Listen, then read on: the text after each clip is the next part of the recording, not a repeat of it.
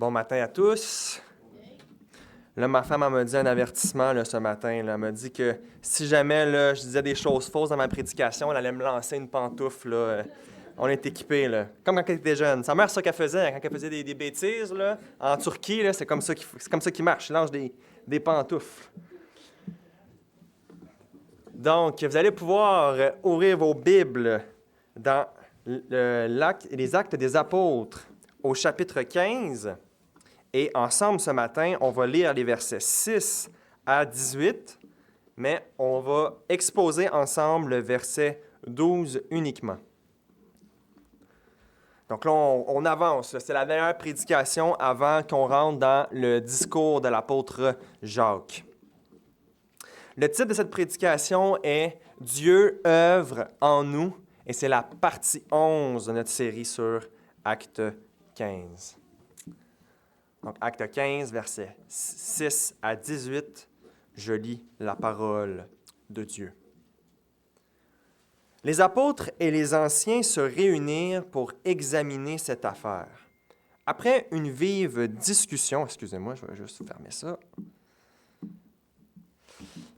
Après une vive discussion, Pierre se leva et leur dit, « Frères, vous le savez, dès les tout premiers jours, Dieu a fait un choix parmi vous, afin que par ma bouche, les païens entendent la parole de l'Évangile et qu'ils croient. Et Dieu, qui connaît les cœurs, leur a rendu témoignage en leur donnant le Saint-Esprit comme à nous. Il n'a fait aucune différence entre nous et eux, puisqu'il a purifié leur cœur par la foi. Maintenant donc, pourquoi tentez-vous Dieu et mettez-vous sur le cou des disciples un joug que nos pères et nous-mêmes n'avons pas été capables de porter? Mais c'est par la grâce du Seigneur Jésus que nous croyons être sauvés, de la même manière qu'eux. Toute la multitude garda le silence, et l'on écouta Barnabas et Paul raconter tous les signes et les prodiges que Dieu avait faits par eux au milieu des païens.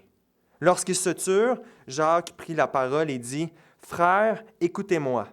Simon a raconté comment pour la première fois Dieu est intervenu pour prendre parmi les nations un peuple consacré à son nom. Et les paroles des prophètes s'accordent avec cela, comme il est écrit, « Après cela, je reviendrai et je relèverai la tente de David qui était tombée. J'en relèverai les ruines et je la redresserai, afin que le reste des hommes cherche le Seigneur, ainsi que toutes les nations sur lesquelles mon nom a été invoqué, dit le Seigneur, qui fait ces choses connues de toute éternité. » Ce matin, nous avons 2 points pour le verset 12. Premier point, la foule se tait. Deuxième point, ce que Dieu a fait par eux. Donc, je répète, premier point, la foule se tait. Et deuxième point, ce que Dieu a fait par eux. Prions, tout le monde. Oui, Seigneur, comme que j'ai besoin de ta grâce, Seigneur, pour cette prédication. Seigneur, œuvre en moi, parle par ta parole, Seigneur. Je te prie que je puisse complètement être éclipsé et qu'on puisse tous ensemble t'adorer dans nos cœurs en étant captifs de tes saintes Écritures. Oui, Seigneur, comme quand ton Fils Jésus parlait aux disciples sur le chemin d'Emmaüs, il disait entre eux, « Notre cœur ne brûlait-il pas lorsqu'il nous racontait ces choses? » On te prie ce matin que devant ton Fils, devant ta parole, Seigneur, devant la beauté de tes Écritures, devant tous les mystères que ta parole nous montre, que notre cœur puisse brûler pour toi, Seigneur, pour qu'on puisse grandir en sainteté. Comme dit l'apôtre Jacques, tu nous as engendrés par ta parole et, comme le dit Jésus, tu nous sanctifies par ta parole continuellement. Alors utilise-la pour retirer en nous ce qui te déplaît et créer les fruits que tu désires. Bénis ce temps par ton Esprit Saint. Sois avec nous. Que tout le monde ici puisse être nourri et être édifié parce que ta parole a à nous dire. Dans le nom de Jésus. Amen.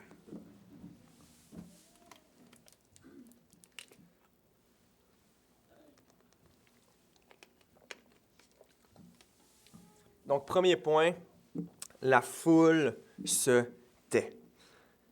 Donc, on a vu ensemble dans les dernières prédications la défense de l'apôtre Pierre du fait qu'on est sauvé par pure grâce, par la foi, et que les païens sont inclus maintenant dans le royaume de Dieu. Et il a si bien défendu, il a si bien démontré que ce n'est pas par la circoncision qu'on est sauvé, mais par la foi en Jésus-Christ, que le texte dit, au verset 12, première partie du verset 12, « Toute la multitude garda le silence. » Les faux docteurs, là, ils ne se sont pas levés pour répliquer, pour redonner d'autres arguments.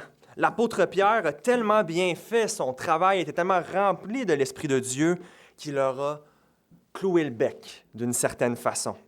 Il n'y avait plus d'arguments à donner, c'était manifeste que le Saint-Esprit a été descendu sur les païens avant leur circoncision et que là, maintenant, Dieu ouvrait la porte des cieux à vous et à moi qui ne sommes pas juifs.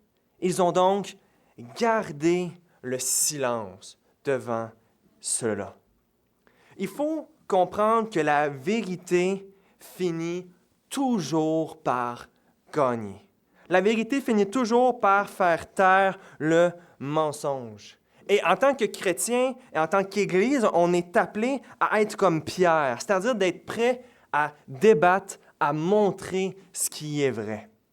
Et on vit dans une société qui déteste le débat.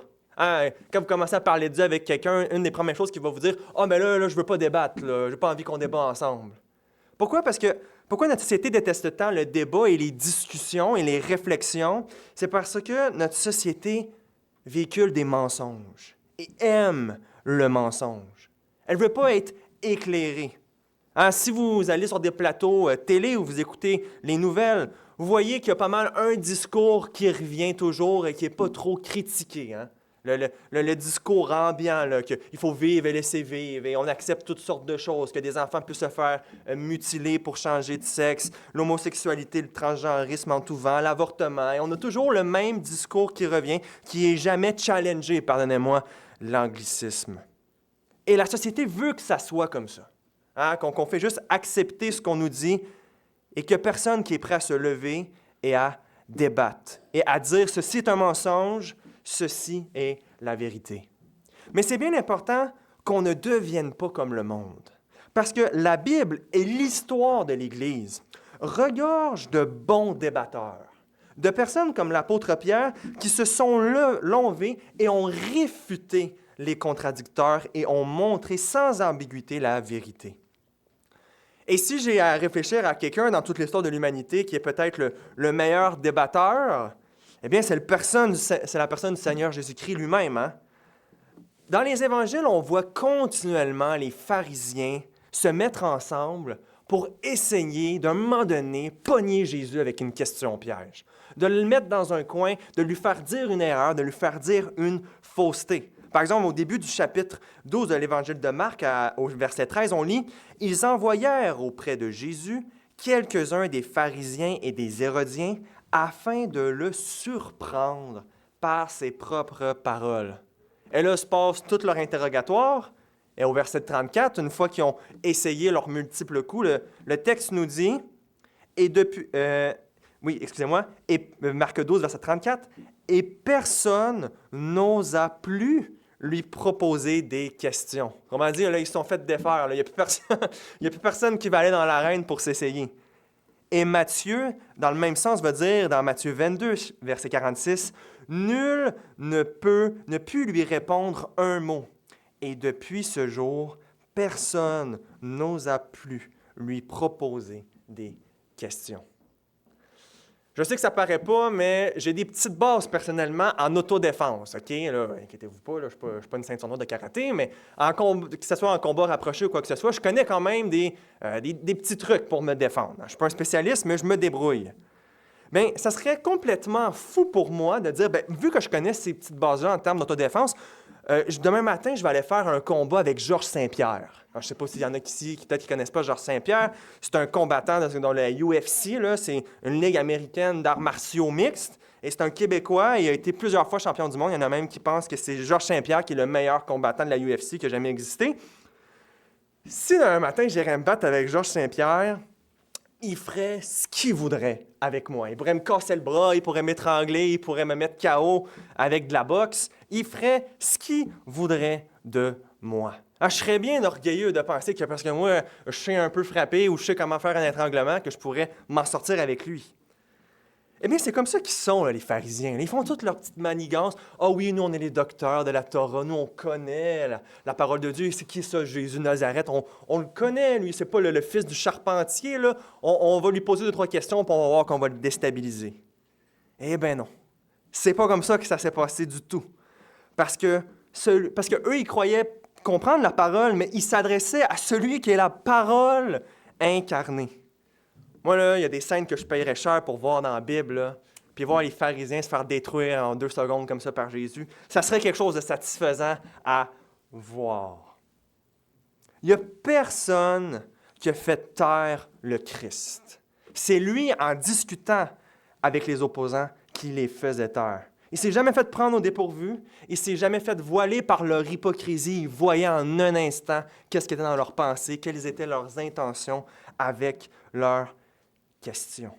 Et gloire à Dieu que Christ, qui est le chemin, la vérité et la vie, c'est lui qui est notre avocat auprès du Père. Si jamais un jour vous allez aller en cours, vous allez sélectionner votre avocat avec soin. Vous voulez quelqu'un de bien articulé, qui sait comment bien faire son travail. Eh bien, le même Christ qui réfutait quiconque voulait contredire la parole de Dieu est celui qui nous représente au ciel. Et on avait un accusateur contre nous, Satan, et il l'a détruit à la croix. Et c'est lui qui prie pour vous personnellement, qui prie pour toute l'Église, et qui est notre avocat, nous dit les Saintes Écritures, auprès du Père. Et non seulement Christ était comme ça, être capable de mettre en silence ses adversaires, mais les ministres du Seigneur Jésus sont appelés à faire de même. Dans 2 Timothée, l'apôtre Paul explique à Timothée quel est son rôle dans l'Église.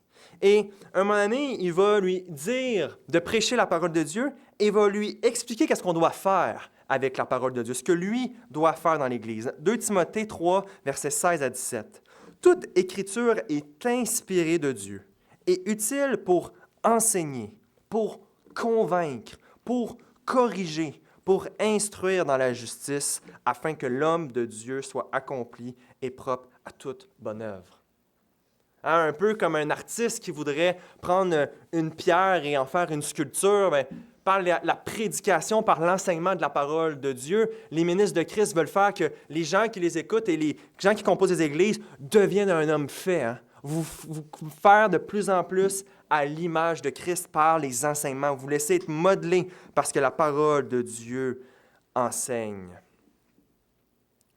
Donc, un bon prédicateur doit être un bon débatteur. Parce que dans le monde, là, c'est un Costco d'erreurs. Quand vous allez chez Costco, ça vous coûte cher, vous pouvez en acheter des affaires chez Costco, mais quand vous allez dans le monde, là, il y en a à effusion. On est dans un buffet à volonté de mensonges au Québec. On peut, là, si on veut, demain matin, là, créer notre propre religion à nous personnelle. On prend un peu de bouddhiste, on met un peu d'athéisme là-dedans, on met de la méditation orientale là, pour se recentrer avec soi-même, puis on va mettre de l'homosexualité là-dedans, puis du transgenrisme, et voilà, voici ma conception du monde, du bien et du mal, du beau, du vrai et du juste. Mais l'Église et ses ministres, devant le monde, on est des ambassadeurs du Christ. Un pasteur là, devant un monde pécheur, lui, ce qu'il va faire avec leurs mensonges, c'est qu'il va les démolir. Si ce n'est pas un langage fort, voici ce que comment Paul décrit son ministère, 2 Corinthiens 10, verset 5. « Nous renversons les raisonnements et toute hauteur qui s'élève contre la connaissance de Dieu, et nous amenons toute pensée captive à l'obéissance de Christ. » Peu importe quel mensonge on amène devant nous, avec la parole de Dieu, on va le défaire, on va faire taire les accusateurs. Peu importe qu'est-ce que le monde dit, nous, on va toujours rester selon ce que les Écritures enseignent. Athanase d'Alexandrie, un père de l'Église, né en 296 et mort en 373, est connu pour avoir défendu la doctrine que Christ est Dieu fait chair. Pendant sa vie, il y avait environ 80% des évêques et des pasteurs qui étaient devenus ce qu'on appelle ariens, c'est-à-dire qui, un peu comme les témoins de Jéhovah, là, qui reniaient que Jésus était Dieu. Il y a un moment donné où est-ce qu'il écrit une lettre à un autre pasteur parce qu'ils sont tous en train de perdre les églises. C'est maintenant les Ariens qui ont pris possession des églises. Et là, il écrit à ce jeune pasteur-là, il lui dit de ne pas être attristé de ça. Il dit, eux, ils ont pris les églises, mais nous, on a la foi. Hein? Nous, on a perdu les bâtiments, les beaux bâtiments qu'on avait depuis plusieurs temps, mais eux, ils ont perdu la foi.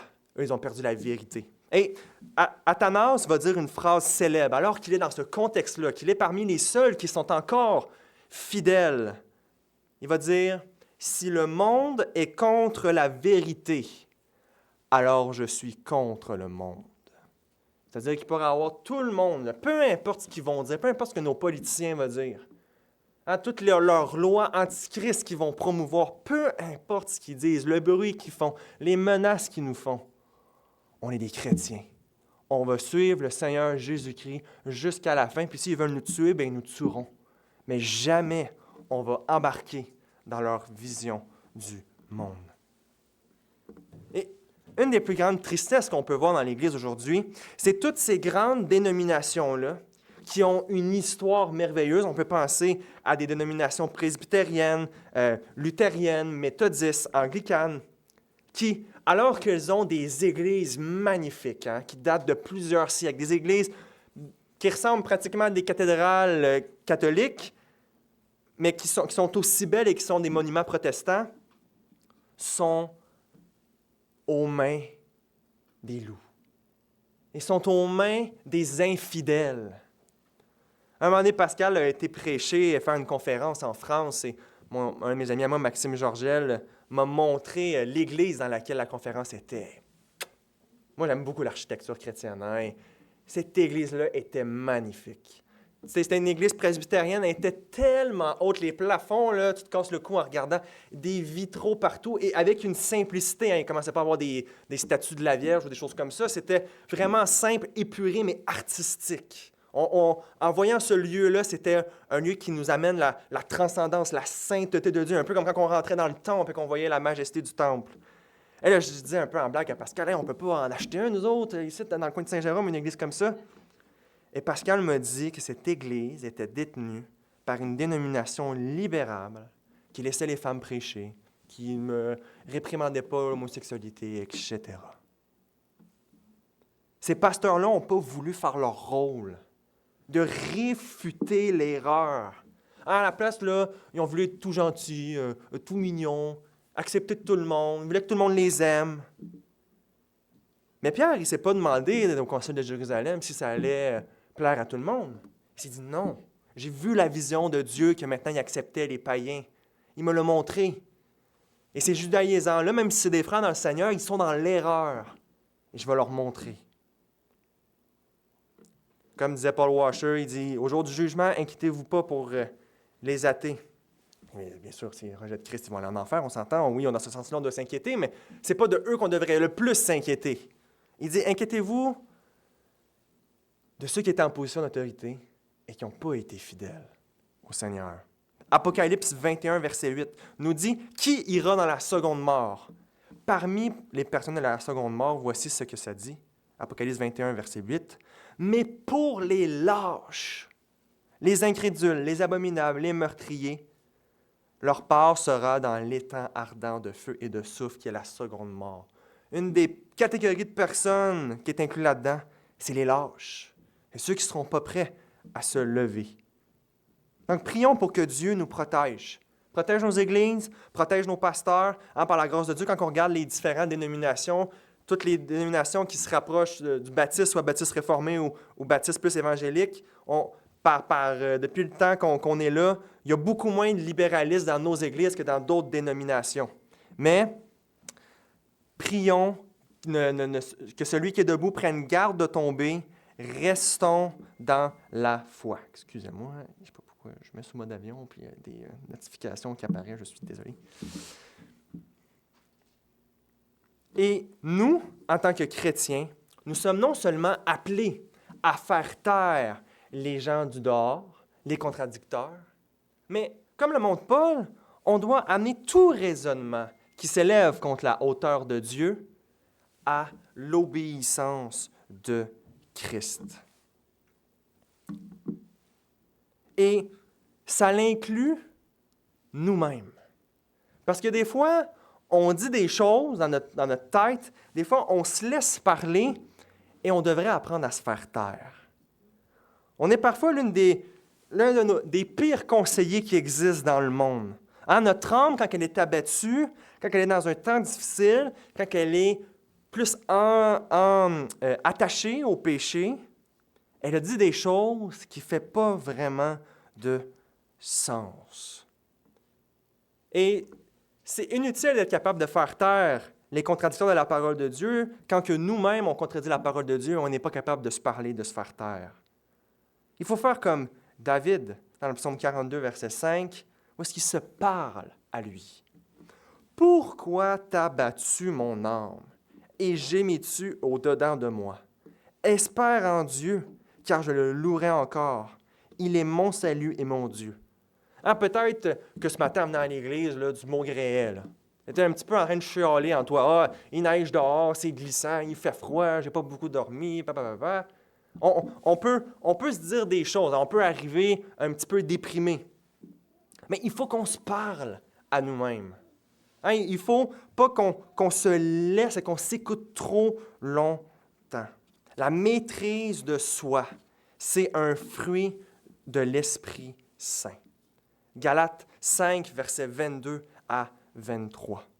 Mais le fruit de l'Esprit, c'est l'amour, la joie, la paix, la patience, la bonté, la bienveillance, la foi, la douceur, la maîtrise de soi. Contre de telles attitudes, il n'y a pas de loi. La maîtrise de soi, c'est un don de Dieu. Apprendre à se dompter. On sait que le standard, il est là, puis là, nous, on zigzague comme ça. Mais une des choses qu'on doit apprendre à faire, c'est quand on voit qu'on zigzague comme ça, que par la grâce de Dieu, par les moyens de grâce, on se réamène vers l'objectif. On apprend à être maître de nous-mêmes. C'est-à-dire mettre notre âme en silence devant la vérité. Hein, parce que quand on contredit la parole de Dieu, on est en train de croire un mensonge. Et comment est-ce qu'on détruit le mensonge? C'est par la vérité. Baptiste, le fils de mon pasteur Pascal, vendredi soir, on avait notre réunion jeunesse avec les jeunes on est 3 églises de Saint-Jérôme qui fait des réunions jeunesse et on avait un temps de discussion après qu'on étudiait le catéchisme d'Heidelberg ensemble. Puis Baptiste nous montrait qu'il réalisait que des fois dans sa journée, il y avait des difficultés par rapport des fois à la tristesse ou la colère. Puis qu'est-ce qu'il avait commencé à faire? C'est qu'il annotait dans sa Bible, il se mettait des post-it. À chaque émotion ou difficulté, il trouvait un verset qui parlait de ça ou qui disait de faire quelque chose à propos de ça. Puis là, il remplissait sa Bible de petits post-it orange là, partout pour que quand il y a des difficultés dans sa journée, bien, il allait dans sa Bible trouver le verset correspondant. Mais il avait complètement compris. C'est-à-dire que ce qui va le sanctifier, ce qui va le garder sur le chemin droit, ce qui va faire taire, ce qui grouille en lui, eh bien, c'est la parole de Dieu, c'est la vérité. Vous connaîtrez la vérité et la vérité vous rendra libre. Parfois, on se met dans le trouble de façon spirituelle parce que Dieu nous donne des moyens pour nous amener dans la paix et dans la joie de ce qu'il nous donne et on ne les utilise pas, ces moyens-là. Dans la Vallée de la Vision, qui est un recueil de prières réformées, à la page 7, il est dit « Je suis souvent errant. Souvent, je m'oppose sciemment à ton autorité. Souvent, j'abuse de ta bonté. Une grande part de ma culpabilité vient de mes privilèges religieux, de ma faible estime de ces privilèges, de ma défaillance à les utiliser pour mon avantage. » Il est en train de dire, une de mes plus grandes culpabilités, c'est que, comme dit le Seigneur Jésus, à qui beaucoup est donné, beaucoup sera demandé. Il y a beaucoup qui est donné, et il n'agit pas par rapport à ça. Hein, on laisse notre Bible dormir sur la table. On aimerait ça passer un temps dans la prière, mais on va aller s'occuper à autre chose et on va prioriser plein de choses au lieu de prioriser les moyennes grâces dans notre vie. Et on rend notre vie chrétienne plus difficile de cette façon-là.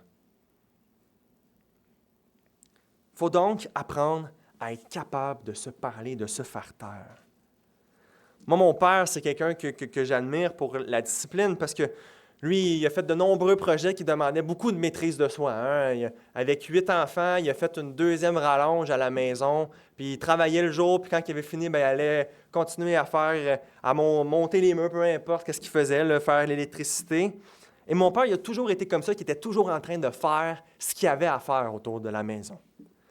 Puis moi, j'étais complètement l'inverse de lui. Quand j'étais à l'école, je faisais pratiquement jamais mes devoirs, j'étudiais pas, j'étais tout le temps... C'est juste parce que j'avais quand même une bonne mémoire, j'étais capable de me débrouiller puis de passer.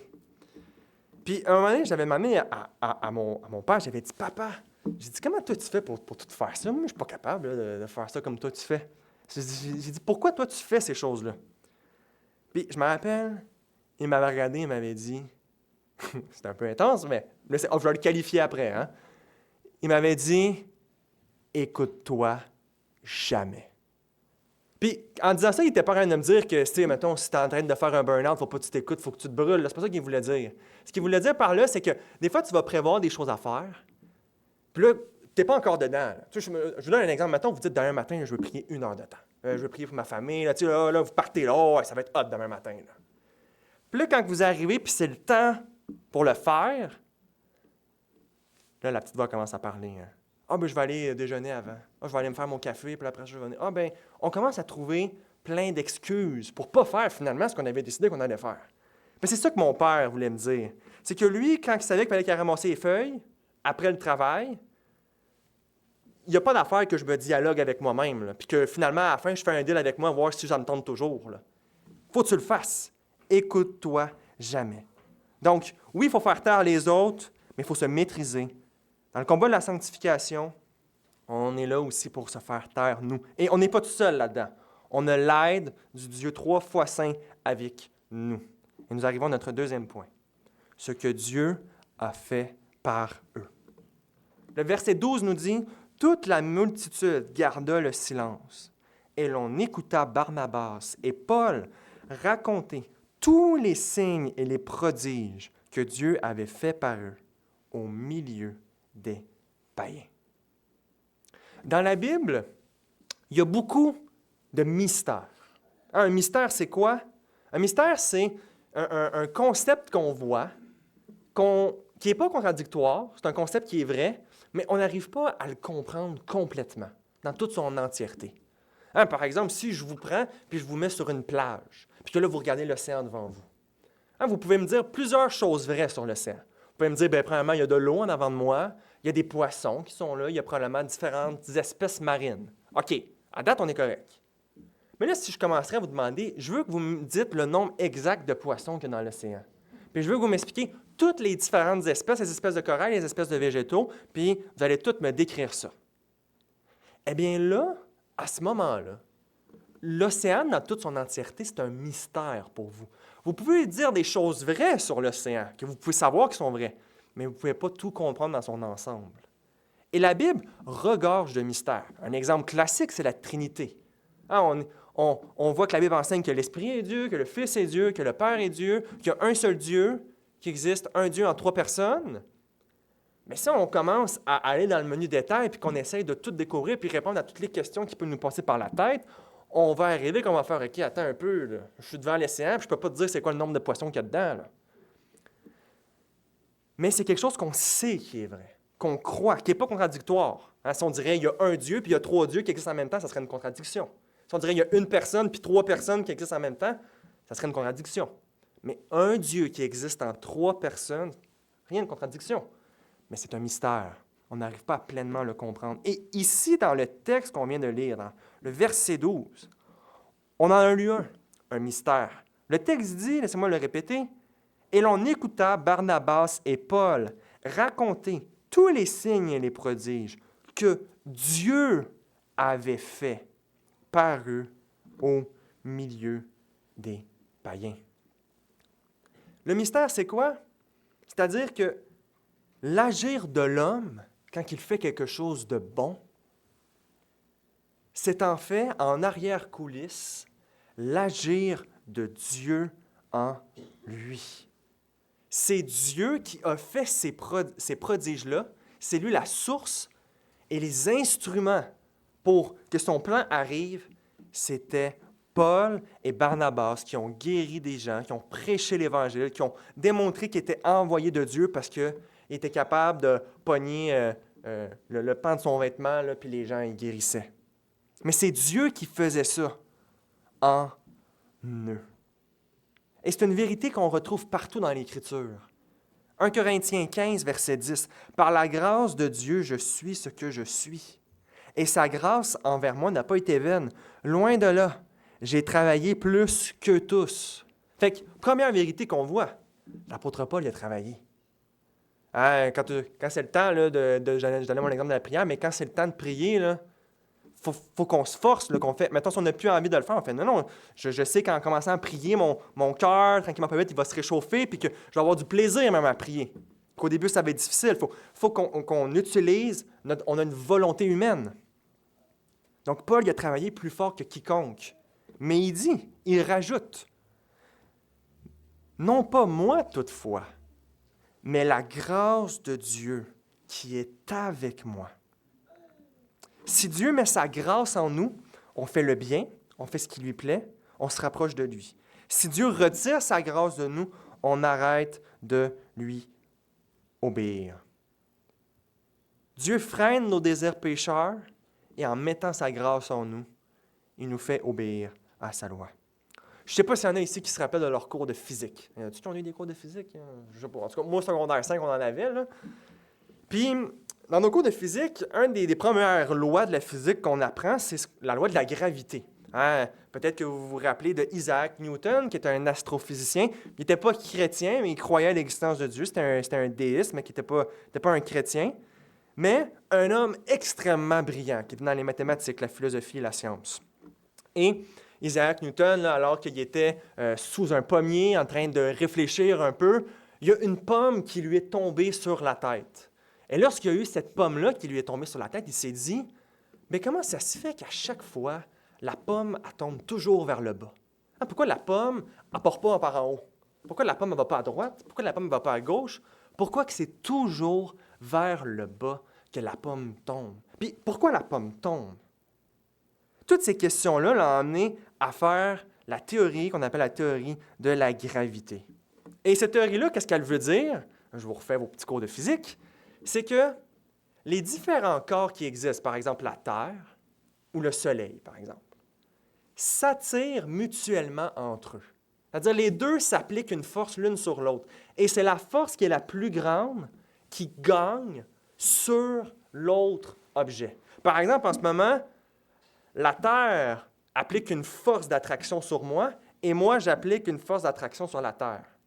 Mais vu que la Terre est vraiment plus grande et vraiment plus lourde que moi, bien, elle gagne le duel, si on pourrait dire. Et je suis content que ce n'est pas l'inverse. Je suis content que la Terre ne vienne pas vers moi tout d'un coup. Merci Seigneur que les choses sont bien faites. Je suis content que c'est un Dieu éternel, 3 fois saint, qui gouverne l'univers, en lui on a le mouvement et l'être, et qui protège et gouverne toutes ces choses-là. Mais pour qu'un objet soit attiré vers un autre et tenu, comme nous à la Terre, il faut que la puissance gravitationnelle de la Terre nous tient, nous garde. Et de la même façon, quand on obéit, c'est la grâce de Dieu qui est plus puissante en nous que notre nature pécheresse.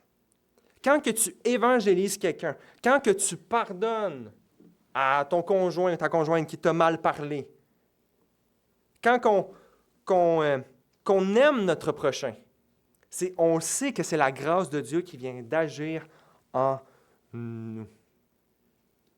Lorsque Dieu retire sa grâce, c'est là qu'on s'endurcit. Hein?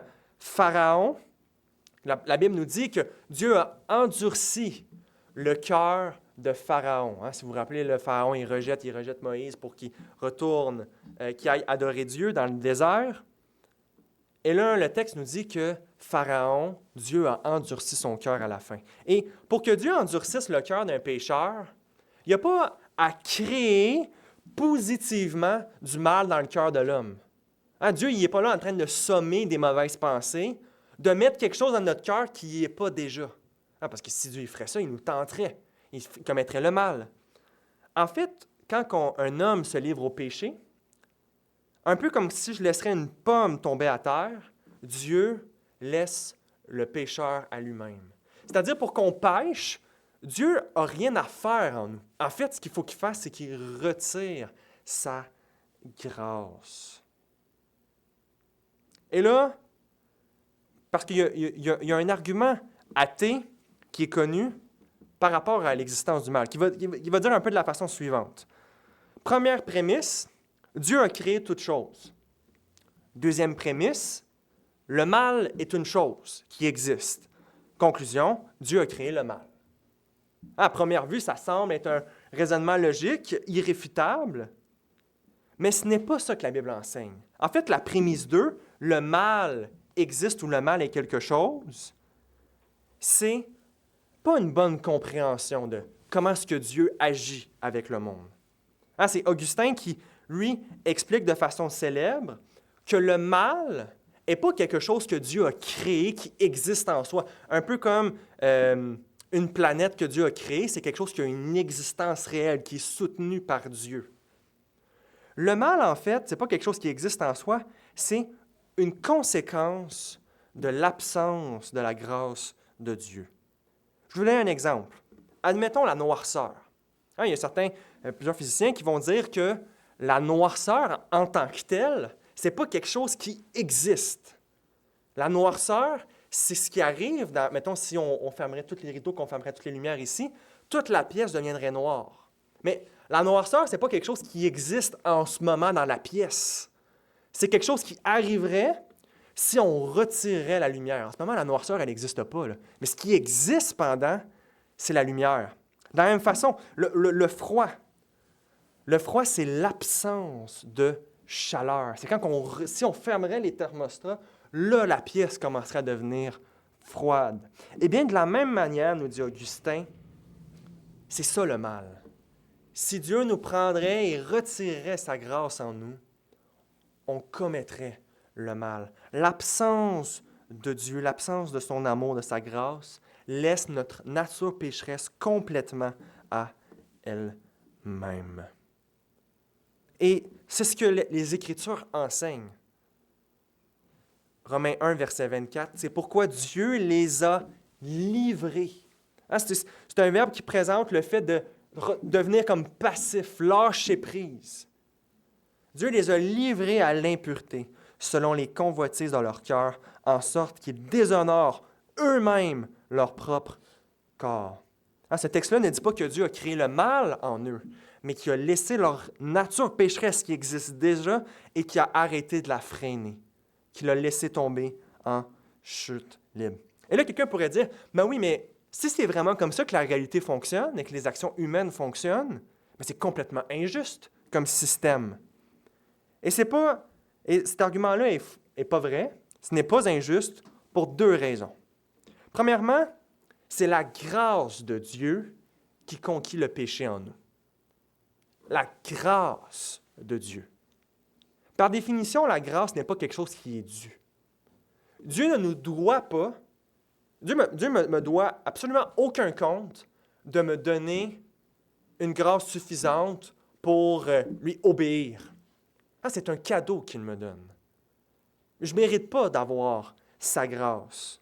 En fait, si on serait strictement juste, vu qu'on a péché contre Dieu, qu'on est pécheur, qu'on se rebelle contre lui, on mérite, si Dieu serait 100% juste avec nous, on serait en enfer en ce moment. Comme qu'un juge condamnerait un criminel qui aurait enfreint la loi, puis qui n'a pas à agir avec de la grâce envers lui, il va le traiter selon ses œuvres, bien, c'est comme ça que Dieu devrait nous traiter en ce moment même. Donc, autant moi qu'autant que la société ne mérite pas la grâce de Dieu. Il y a une doctrine chrétienne qui s'appelle la grâce commune.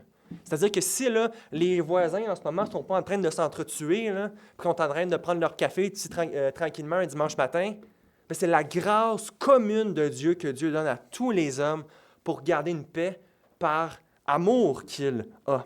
Donc, il ne nous doit pas sa grâce. On n'a pas à mériter de l'avoir. S'il décide de ne la pas donner, de ne pas la donner, il est tout à fait juste de ne pas le faire. Et deuxième élément, c'est que quelqu'un pourrait dire, oui, mais si c'est comme ça, si Dieu agit en nous, si Dieu agit avec les hommes, eh bien, on n'est pas responsable pour les choix qu'on fait. Bon, là, ici, je vais m'arrêter parce que notre frère Dominique a fait une prédication qui est la 7e prédication de sa série sur l'élection pour parler de ça spécifiquement. Comment est-ce qu'on peut être moralement responsable quand que Dieu agit en nous et que Dieu détermine les choses? Donc, si c'est vraiment une question qui vous chicote, qui vous amène des fois à avoir des doutes, etc., ne restez pas avec vos questionnements. Venez nous voir. Puis, moi, de mon côté, j'aurais des ressources là, pour vous à ce sujet-là. C'est un sujet qui m'a intéressé pendant que j'étais à la FTE. Fait que j'ai des ressources pour vous si jamais vous voulez creuser dans cette question-là philosophique. Mais le point est que l'agir de Dieu en nous est un mystère pour nous. Nous, là, on ne voit pas en arrière-coulisses qu'est-ce qui se passe. En fait, la seule chose qu'on est conscient en tant qu'être humain, c'est le moment présent, nos désirs et nos choix. En ce moment, vous êtes venu à l'Église parce que vous vouliez venir à l'Église. Vous n'avez pas senti spécifiquement que c'était la grâce de Dieu qui vous maintenait et qui vous amenait à aller à l'Église. La grâce de Dieu qui agit en nous, quand Dieu fait des choses à travers nous, tu ne reçois pas une notification par message texte qui te dit « Dans 5 minutes, Dieu va te remplir de grâce pour que tu partages l'Évangile à ton collègue. » C'est pas comme ça que ça fonctionne. Ça l'arrive, et là, nous, on est juste conscients de comment est-ce qu'on se sent et des désirs qu'on a, mais de façon rétrospective. C'est-à-dire que quand l'action est faite, après, on est capable de revenir en arrière et de faire oui par la foi, parce que la Bible me dit, je sais que toutes ces choses-là viennent de Dieu. Laissez-moi vous donner un exemple pour bien comprendre ça. Dans le domaine de l'entraînement, il y a ce qu'on appelle des gym buddies. Les gym buddies, c'est quoi? C'est une gang, soit deux personnes ou une gang de chums qui aiment ça aller au gym ensemble. Ils s'appellent, hey, on va-tu jouer au gym, on va-tu faire du chest aujourd'hui? Bien, là, ils s'appellent et ils vont faire du chest. Puis pourquoi que c'est utile de ne pas aller s'entraîner seul, puis d'avoir quelqu'un avec nous? Eh bien, c'est utile parce que lorsque notre muscle arrive à l'échec, on peut faire plus de répétitions. Là, vous allez dire, qu'est-ce qu'ils viennent de dire là? Inquiétez-vous pas, je vais vous expliquer. Si, admettons, vous décidez de vous entraîner, bien, vous allez prendre une barre, vous allez être couché là, sur le dos, puis là, vous allez soulever une barre comme ça. Eh bien, votre muscle, dépendamment du poids que vous mettez, il y a un nombre maximum de répétitions. Fait que quand mettons qu'on la bouge comme ça fait 1, 2, 3 répétitions. Il y a un nombre maximum de répétitions qu'on peut faire. OK? Puis quand on a quelqu'un qui est au gym avec nous, admettons, exemple, qu'on voulait faire 12 répétitions pour un exercice.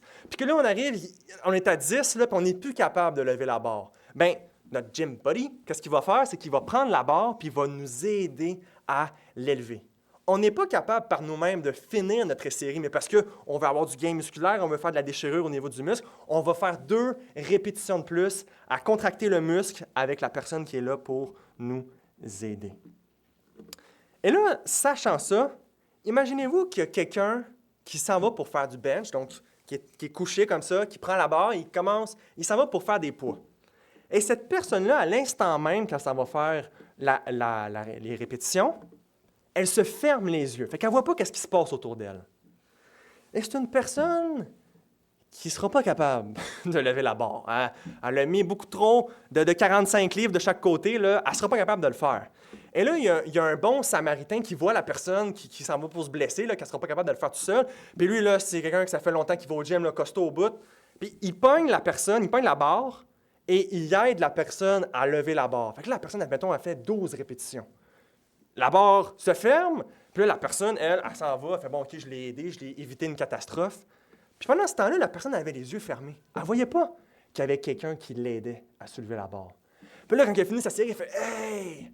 Wow, mais mon alimentation que j'ai commencé à faire cette semaine, là, ça apporte vraiment des fruits. J'ai jamais été aussi fort. Je suis donc bien incroyable. » Cette personne-là ne connaît pas tout ce qui s'est passé en arrière-coulisses. Elle ne voit pas qu'il y a quelqu'un qui l'a aidé très sérieusement à élever la barre. Eh bien, c'est comme ça qu'on est parfois. On ne voit pas l'agir de Dieu, mais en tant que chrétien, on est appelé à ne pas garder les yeux fermés, mais à ouvrir les yeux sur la réalité de ce qui se passe dans le monde. Jean 15, verset 5. « Je suis le cep, vous êtes les sarments. Celui qui demeure en moi et en qui je demeure porte beaucoup de fruits. Car sans moi, vous ne pouvez rien faire. » Tu peux pas, là, le lever, tu vas te blesser, là. Oublie ça, la barre, là, tu vas faire, puis elle ne bougera plus, là, ça va finir là. On ne peut rien faire sans la grâce de Dieu. Ésaïe 26, versets 12 à 13. « Éternel, tu nous donnes la paix, car tout ce que nous faisons, c'est toi qui l'accomplis pour nous. L'Éternel, notre Dieu, d'autres maîtres que toi ont dominé sur nous, mais c'est grâce à toi seul que nous invoquons ton nom. » Et cette réalité-là, que Dieu agit en nous, doit nous amener à faire quelque chose de bien précis. Prier. Continuellement, que Dieu nous soutienne, nous aide. En sachant, que la source de notre force vient de Dieu, de sa grâce, on doit aller à tous les jours directement à la source. Psaume 20, versets 7 à 8. « Ceux qui s'appuient sur leurs chars, ceux-là sur leurs chevaux. Nous invoquons le nom de l'Éternel, notre Dieu. » Les gens des nations, ils pensent qu'ils vont battre Israël parce qu'ils ont des chars, parce qu'ils ont des chevaux, parce qu'ils ont des moyens, parce qu'ils sont forts, ils sont vaillants. Mais David dit, nous, on est le peuple de Yahweh, notre Dieu c'est l'Éternel, et on invoque son nom. Verset 8, « Eux, ils plient et ils tombent. Nous tenons ferme et restons debout. » C'est ça qui fait le jour et la nuit. Ce qui fait qu'on va persévérer à la fin ou pas, c'est la grâce de Dieu qui reste avec nous. Et la parole de Dieu nous donne cette promesse que celui qui a commencé en vous une bonne œuvre va la terminer au jour de Jésus-Christ. Puis quand on commence une journée sans prier, quand on vit notre vie en ne mettant pas un temps important de prière, qu'est-ce qu'on est en train de faire? C'est qu'on dit à Dieu, j'ai pas besoin de toi pour lever la barre. Je vais la lever tout seul, c'est correct, tu peux aller t'occuper d'autres choses. C'est ça qu'on lui dit. Et Dieu, vu qu'il nous aime, et vu qu'il est notre Père, et qu'un Père qui est aimant, des fois, apprend des leçons à ses enfants, et les discipline, bien, si on a cette attitude-là, vous savez-vous quoi? Dieu, il va nous laisser essayer de lever la barre tout seul. Vous allez essayer de le faire, là, je ne sais pas, vous allez avoir une situation au travail ou des choses à faire ou une situation à régler. Puis là, vous en remettez pas complètement à Dieu, puis c'est pénible, c'est difficile, puis vous dites, hey, comment je vais faire pour me lever demain matin et faire une autre journée comme ça, là? C'est Dieu qui te laisse lever la barre tout seul. Mais là, qu'est-ce qui arrive quand tu vois ta propre faiblesse? Bien, tu te mets à crier à Dieu. Tu cries à l'aide dans le gym, là. On t'entend, là. Et là, Dieu vient à notre aide. Quand on crie à lui avec sincérité, quand Dieu nous amène quand il nous montre qu'est-ce qu'il y a dans notre cœur, là, que ce soit au niveau du péché, au niveau de notre faiblesse, ça l'amène à renouveler en nous. Oui, c'est vrai. J'ai besoin de toi, Seigneur. Je veux prendre la prière au sérieux. On n'a pas à vivre notre vie chrétienne par nos propres forces. On n'a pas à porter nos épreuves par une force qui est humaine. Dieu veut nous fortifier par sa grâce. Ésaïe 40, versets 30 à 31, « Les adolescents se fatiguent et se lassent, et les jeunes hommes chancellent. Mais ceux qui se confient en l'Éternel renouvellent leur force. Ils prennent le vol comme les aigles. Ils courent et ne se lassent point. Ils marchent et ne se fatiguent point. » Et on a besoin de prier pour notre journée, dépendamment quand est-ce que vous priez, si vous priez le matin, si vous priez le soir, peu importe, mais on ne doit pas aussi uniquement réserver la prière à un certain moment spécifique qu'on marque dans notre agenda. Il faut développer avec la pratique le fait de toujours être capable de prier dans différents moments. C'est Spurgeon qui disait que lui, une des habitudes qu'il faisait dans sa vie, c'est qu'à chaque fois qu'il finissait une tâche, il faisait une prière pour bénir qu'est-ce qui a été fait et pour demander la grâce pour qu'est-ce qu'il y a à faire après. Puis après ça, il se remettait dans le travail, puis soit il écrivait son sermon, ou il allait faire du counseling, ou il partait en voyage. Mais à chaque chose, à chaque coche qu'on fait là, sur la to-do list là, qu'on a à faire, Spurgeon disait, il faut faire une prière, demander à Dieu sa grâce. Quand tu commences à préparer le souper. Seigneur, merci pour la nourriture que tu nous donnes. Que ce repas-là puisse bénir ceux qui vont manger. Merci de nous donner dans un pays où on a l'abondance. Tu te prépares à souper. Avant de commencer un nouveau chiffre de travail, Seigneur, bénis l'œuvre de mes mains. Je suis fatigué aujourd'hui. J'ai besoin de ta force, j'ai besoin de ta grâce, que je puisse être un bon employé pour mon employeur. Si tu es un élève, tu as des études à faire, tu as un devoir que tu trouves difficile, avant de commencer, Seigneur, aide-moi à me concentrer, éloigne de moi la paresse, fais que j'aille des bonnes notes pour ta gloire. C'est cette attitude-là qu'on doit faire, qu'à chaque instant, notre cœur est prêt à demander à Dieu des choses. Moi, au travail, je suis encore en formation pour bien des choses. Dans le domaine bancaire, il y a énormément de produits, énormément de procédures. Moi, je travaille pour une banque que je nommerai pas le nom, mais on est gros au Canada, puis il y a beaucoup de stocks qu'on peut faire. Et là, dans mon travail, j'étais en train d'ouvrir un compte de succession pour une femme qui venait de me voir, que son père était décédé et qui avait les avoirs avec nous. Et là, je regarde la procédure pour ouvrir le compte dans notre logiciel, puis j'ai plein de questions. Là, quand j'arrive dans la réalité pour faire ce qu'il dit, ça ne marche pas, puis ça. Puis j'ai un de mes collègues qui, lui, ça fait 4 ans qu'il est dans le domaine bancaire.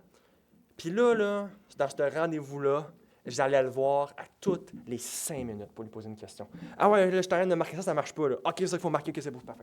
Là, j'en revenais voir. Hey, ben là, je donne quelle carte? Là? OK, je donne cette carte-là. OK, c'est beau. J'en revenais. C'est tellement qu'à la fin, il venait dans mon bureau, là, puis il restait avec moi, là, parce que je venais tout le temps lui poser des questions. Il disait à un moment donné, il va arrêter de se lever. Mais, vu que moi, j'étais conscient que j'avais aucune idée comment faire ça, là. Je savais que ma seule ressource, c'était mon collègue qui était juste à côté. Fait que j'allais l'importuner. Et Dieu se plaît quand on est comme ça. Quand on fait ça avec lui, là, le Seigneur aime ça. Il nous donne un exemple comme ça. Jésus nous donne cet exemple-là avec la femme qui va continuellement devant le juge inique pour demander toujours la même chose. C'est ça qu'il veut qu'on fasse. Hein, un peu comme Jacob, là, qui dit à Dieu, là, je ne te lâche pas tant que tu ne m'as pas béni. Il y a quelque chose que Dieu aime dans ça. David, qui va argumenter, là, des fois, David, il est quasiment en train de débattre avec Dieu, il est en train de dire, si je meurs, là, c'est qui va te louer? Hein? On va leur dire, t'as-tu pensé à ça? Et il argumente avec Dieu, mais c'est cette sincérité-là que Dieu veut qu'on aille avec lui. Dieu ne veut pas qu'on joue des games. C'est une affaire que Jésus haïssait chez les pharisiens, c'était leur hypocrisie. Et Dieu ne veut pas qu'on soit comme ça. Il faut donc aller dans la journée, avoir cette liberté-là d'aller de nombreuses fois au trône de grâce. Et je vous laisse avec une dernière image qui vient de John Piper. Peut-être que je l'ai déjà dit, mais je vais la redire parce que je l'aime bien. John Piper, souvent, sa femme l'appelle au téléphone. Et une affaire que sa femme a haï, qui fait tout le temps, c'est qu'il oublie toujours de raccrocher le téléphone. Et là, elle l'appelle, là, OK, c'est beau, OK, ben, je vais prendre, je sais pas moi, telle affaire à l'épicerie, puis il raccroche, puis il met son téléphone dans sa poche, puis il se remet à travailler, à faire ses affaires. Fait qu'elle, elle entend tout ce qu'il fait, tout ce qu'il est en train de dire, peu importe. Il ne raccroche pas la ligne. Et John Piper, dans son sermon, il utilisait cette image-là pour dire que c'est comme ça qu'on doit voir la prière. La prière, c'est que, oui, il y a des moments spécifiques où est-ce qu'on dit qu'on va prier pour ça, mais dans la vie chrétienne, dans notre journée, dans nos temps où est-ce qu'on attend à l'épicerie ou quoi que ce soit, c'est une véritable grâce de Dieu de développer cette capacité-là à toujours être capable de prier, à des choses qui nous passent par la tête, des situations qui nous inquiètent. Et je vous dirais qu'il n'y a pas de meilleur moyen, honnêtement, de profiter de la vie, d'apprécier ce que Dieu nous donne, que d'être près de lui. J'ai toujours remarqué ça, c'est que quand le Seigneur me donne des bénédictions, que ce soit des temps fraternels ou une activité que j'aime faire ou quoi que ce soit, quand que je préfère cette activité-là à lui, puis que je pense plus à ça qu'à lui, puis que je néglige la prière ou la lecture de la parole de Dieu, j'apprécie même pas tant ce que je vais aller faire. Je suis comme pas comblé. Mais si vous gardez toujours la prière comme une priorité, que vous priez continuellement, puis que vous amenez Dieu dans toutes les choses que vous avez à faire, tout devient une joie. Parce que vous êtes spirituellement proche de Dieu. Quand vous mangez votre repas, ou quand vous faites une activité que vous aimez, ou quand vous écoutez un film avec votre femme, ou peu importe, quand vous allez travailler, vous réalisez que tout ça vient de Dieu, puis que vous vivez votre vie devant sa face continuellement. C'est donc comme ça qu'il faut être. Dieu fait des choses à travers nous. La parole de Dieu nous dit, demandez et vous recevrez. Prions.